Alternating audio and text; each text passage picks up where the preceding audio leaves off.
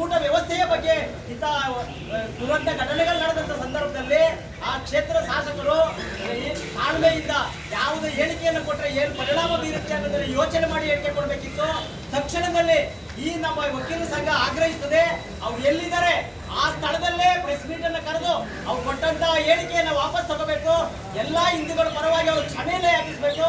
ನಾನು ಕೊಟ್ಟಂತ ಹೇಳಿಕೆ ಅತಾಚುರಿವಾದ ಹೇಳಿಕೆ ಆಗ್ಬಿಟ್ಟು ದಯಮಾಡಿ ಯಾರಿಗಾದ್ರೂ ಈ ತರ ನೋವಾಗಿದ್ರೆ ತಕ್ಷಣದಲ್ಲಿ ಕ್ಷಮೆ ಯಾಚಿಸ್ತೀನಿ ಅಂತ ಇಮಿಡಿಯೇಟ್ ಆಗಿ ಅವ್ರು ಎಲ್ಲಿದ್ದಾರೆ ಆ ಕ್ಷೇತ್ರದ ಅಲ್ಲಿ ಇದ್ದಂತ ಸ್ಥಳದಲ್ಲೇ ಪ್ರೆಸ್ ಮೀಟ್ ಅನ್ನು ಕರೆದು ತಕ್ಷಣ ಅವ್ರ ಹೇಳಿಕೆಯನ್ನು ವಾಪಸ್ ತಗೋಬೇಕು.